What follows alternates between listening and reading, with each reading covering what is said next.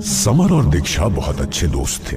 दोनों कॉलेज के जमाने से फ्रेंड्स थे और न्यू ईयर 2026 की शाम कुछ नया करने की सोच रहे थे। इसी बीच समर का फोन बजा।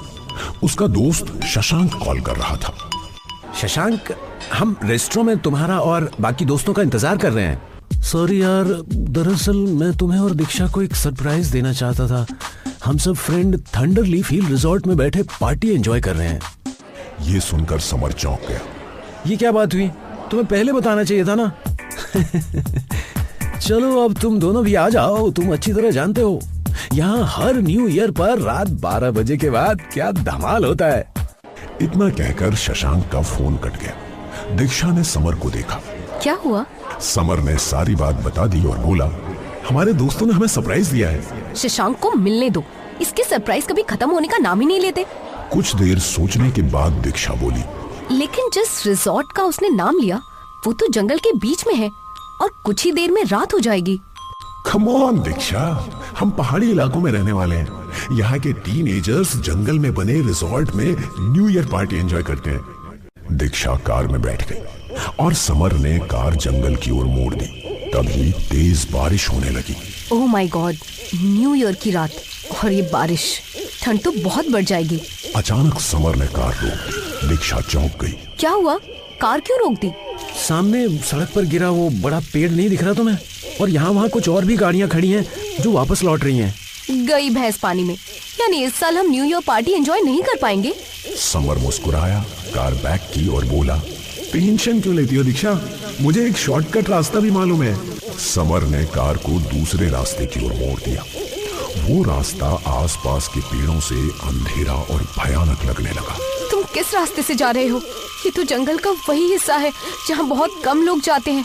हमें यहाँ से नहीं जाना चाहिए। शॉर्टकट है, मैं दिन में कई बार यहाँ से जा चुका हूँ। हम सिर्फ 15 मिनट में पहुँच जाएंगे। कार थोड़ी ही आगे बढ़ी थी कि अचानक बारिश तेज हो गई। झपाझप पानी की आवाजें, हवाओं की सीटी और अंधेरा सब मिलकर माहौल बेहद डरावना कर रहे थे। अचानक कार जोर से हिलकर रुक गई। ओह माय गॉड, ये क्या? कार क्यों रुक गई? समर बाहर निकला, भीगता हुआ टायर देखने लगा। टायर पंचर हो चुका है। समर ने मोबाइल निकाला मगर उसमें नेटवर्क नहीं था। दीक्षा ने भी फोन निकाला मगर उसके मोबाइल में भी नेटवर्क नहीं था।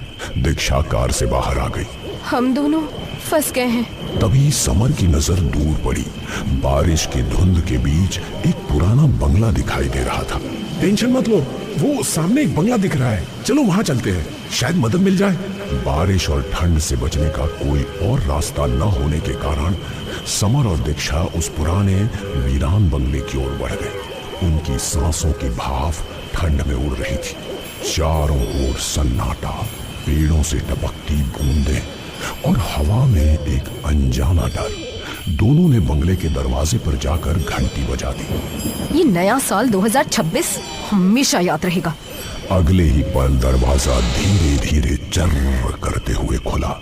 दरवाजा खुलते ही समर और दीक्षा ने एक अजीब सी ठंडक महसूस की, जैसे बंगले के अंदर की हवा बाहर की बारिश से भी ठंडी हो और मानो दीवारों में कोई अनदेखा सन्नाटा छिपा हुआ हो। सामने एक सुंदर औरत खड़ी थी जिसकी आंखों में ऐसा सूनापन था मानो वो मुस्कुरा तो रही हो लेकिन उसकी आत्मा कहीं और अटकी हो। कौन हो तुम? मेरा नाम दीक्षा है और ये मेरा फ्रेंड समर है। हम होटल जा रहे थे लेकिन रास्ते में एक पेड़ गिर गया। हमें मजबूरी में इस शॉर्टकट रास्ते से आना पड़ा। हमारी कार का टायर पंचर हो गया है। औरत हल्की मुस्कान के साथ बोली, मेरा नाम पूनम है, मैं इसी बंगले में रहती हूँ। तुम दोनों भीग चुके हो, अंदर आ जाओ, रात में ट्रैवल नहीं करना चाहिए। समर और दीक्षा बंगले के भीतर आ गए। अंदर का माहौल और भी भयानक था। फर्श पर पुराने लकड़ी के निशान, दीवारों पर धूल जमी पुरानी तस्वीरें और हर कमरे में ऐसा लगता था मानो अदृश्य आंखें उन्हें चुपचाप देख रही हो। मंद पीली रोशनी के बावजूद सारा घर अजीब सा खाली, अजीब सा जिंदा महसूस हो रहा था। ऊपर बालकनी में एक कमरा है, वहाँ जाकर तुम दोनों अपने कपड़े बदल लो। कुछ देर बाद जब कपड़े सूख जाएं, तब उन्हें बदल देना, वरना तुम बीमार पड़ जाओगे। समर और दीक्षा ऊपर चले गए। सीढ़ियों की हर सीढ़ी उनके पैरों के नीचे ऐसे चर्र चर्र कर रही थी मानो वर्षों से किसी इंसान का वजन न झेला हो। कमरे में पहुंचकर दोनों कपड़े बदलने लगे। कपड़े बदलने के बाद दीक्षा ने कमरे की चीजों पर ध्यान देना शुरू किया। पुरानी लकड़ी की अलमारी, धूल से ढके शीशे और एक कोने में रखा टूटा हुआ म्यूजिक बॉक्स जो बंद होने के बावजूद हल्की सी धुन जैसा कुछ फुसफुसा रहा था। क्या हुआ दीक्षा? तुम्हें इस बंगले में कुछ अजीब नहीं लग रहा? जैसे मैं बता नहीं सकती, जैसे हम समय के पीछे चले आए हों। कितनी बार कहा है हॉलीवुड की फिल्में कम देखा करो। कुछ देर बाद दोनों नीचे आ गए।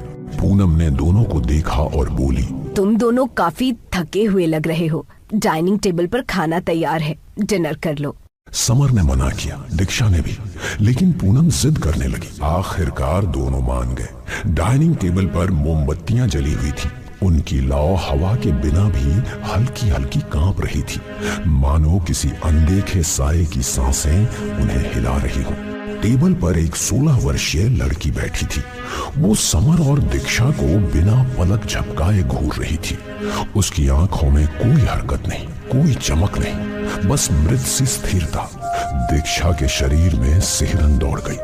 उसने धीरे से समर से कहा, इसकी आंखों की पुतलियां हिल नहीं रही, मुझे यहाँ डर लग रहा है। धीरे बोलो, नहीं तो वो सुन लेगी, उसे बुरा लग जाएगा। ये मेरी बेटी है, कुछ दिनों से बीमार चल रही है। आओ खाना खाते हैं। कुछ देर बाद डिनर पूरा हुआ। पूनम ने उन्हें एक कमरे की ओर जाते हुए कहा, बाहर मौसम बहुत खराब है। जब तक मौसम सही नहीं हो जाता तुम दोनों यहीं रुको। कुछ देर बाद मेरे पति लौट आएंगे। सुबह मैं तुम्हारी कार मैकेनिक को दिखाकर तुम्हें वापस भेज दूंगी। समर और दीक्षा के पास कोई चारा नहीं था। समर ने समय देखा, घड़ी में रात के ठीक 12 बजे थे। समर पूनम से बातचीत करता रहा, लेकिन बहुत देर के बाद भी घड़ी 12 पर ही रुकी रही। मोमबत्तियों की लौ अचानक लंबी होकर नीली हो जाती थी, मानो अपने भीतर कोई अनजाना रहस्य छुपा रही हो। समर ने सोचा, लगता है घड़ी खराब है। पूनम उन्हें कमरे में आराम करने भेजकर चली गई। समर और दीक्षा लेट गए। बाहर लगातार बारिश हो रही थी। धीरे धीरे दोनों को नींद आ गई। बहुत देर बाद जब उनकी आंख खुली, बारिश अभी भी हो रही थी। ठंड और ज्यादा बढ़ चुकी थी। दोनों ने ज्यादा ध्यान नहीं दिया और फिर से सो गए। कई घंटे बाद जब फिर आंख खुली, बाहर अभी भी रात थी, अभी भी बारिश, अभी भी वही अंधेरा। दीक्षा को कुछ शक सा हुआ। ये कुछ गड़बड़ नहीं है? हमने घड़ी देखी थी रात के 12 बजे और हम 6-7 घंटे सो चुके हैं, लेकिन सुबह नहीं हुई। समर ने भी नोटिस किया। डाइनिंग टेबल पर वही पूनम और उसकी बेटी बैठे थे, जैसे वे रात भर हिले तक ना हो। आपके पति अभी तक नहीं आए? तुम टेंशन क्यों लेते हो? जाओ, जाकर सो जाओ।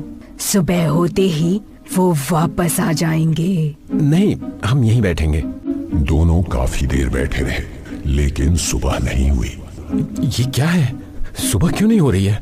समर और दीक्षा दोनों दरवाजे की ओर भागे, पर तभी पूनम और उसकी बेटी का चेहरा भयानक रूप में फटने लगा। आंखें पूरी काली।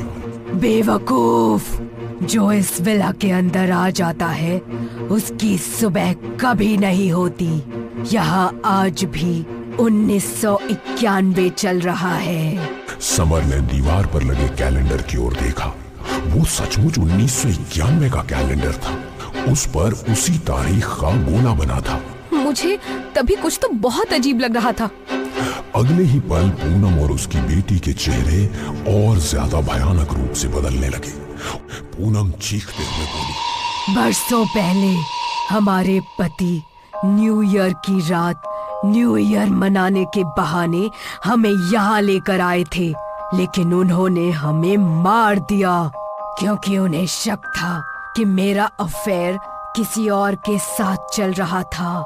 मैं और मेरी बेटी हाथ जोड़ते रहे, गिड़गिड़ाते रहे, लेकिन उन्हें तरस नहीं आया और आज तक वो लौट वापस नहीं आए।